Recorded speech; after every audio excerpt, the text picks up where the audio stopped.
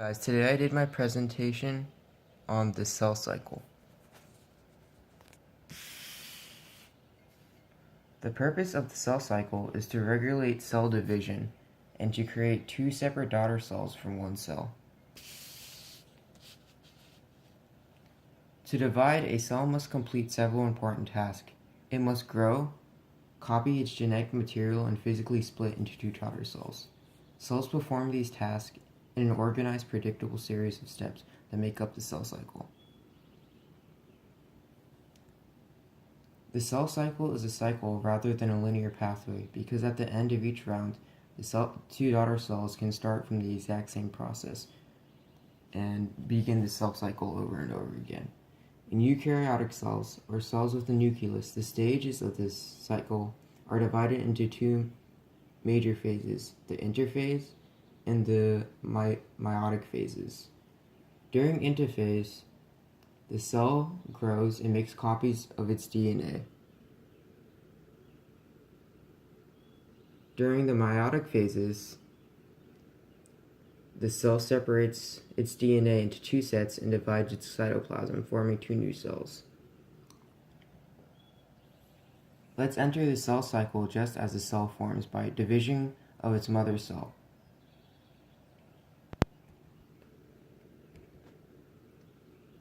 The G1 phase, also known as the gap phase, is when the cell grows physically larger, copies organelles, and makes the molecule building blocks it needs for later steps. The S phase is when it duplicates a microtubule organizing structure called the centrosome.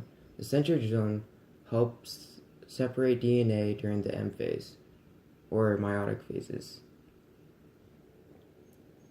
The G2 phase, also known as the N subscript phase, is when the cell grows more, makes proteins and organelles, and begins to reorganize its contents in preparation for mitosis.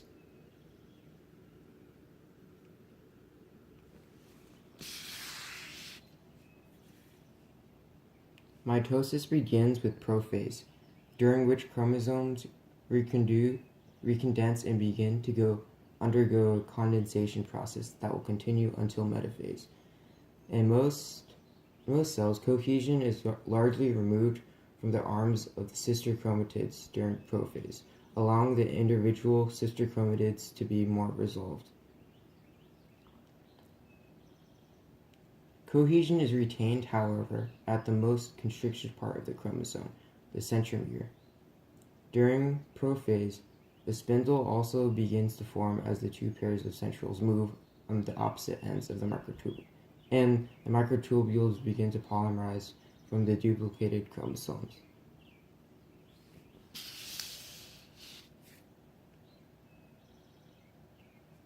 Metaphase begins with the abrupt fragmentation of the nuclear envelope into many small vessels that will eventually be divided between the future daughter cells. The breakdown of the nuclear membrane is a central step for spindle assembly because the centrosomes are located outside the nucleus in animal cells. The microtubules of the developing spindle do not have access to the chromosomes until the nuclear membrane breaks apart.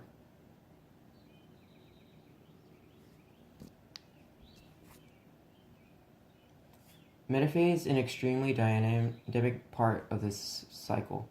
Microtubules rapidly assemble and disassemble as they grow out of the centrosomes, seeking out attachment sites at chromosomes, which are complex plate-like structures that assemble during prometaphase on one face of the sister chromatid at its centromere.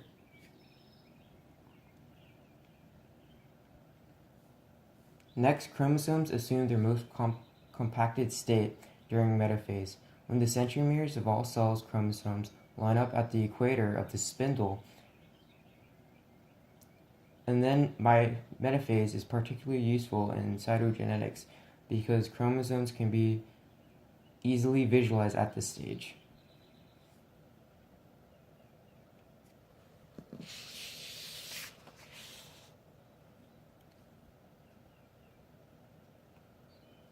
The next step is anaphase, and this follows metaphase. A major region for chromatid separation is the precipitous degradation of the cohesion molecules joining the sister chromatids by the separase. Two separate classes of movements occur during anaphase. During the first part of anaphase, the microtubules shorten and the chromosomes move toward the spindle poles. During the second part of anaphase, the spindle poles separate as the microtubules move past each other. These later movements are currently thought to be catalyzed by motor proteins that connect microtubules with opposite polarity and walk towards the end of the microtubules.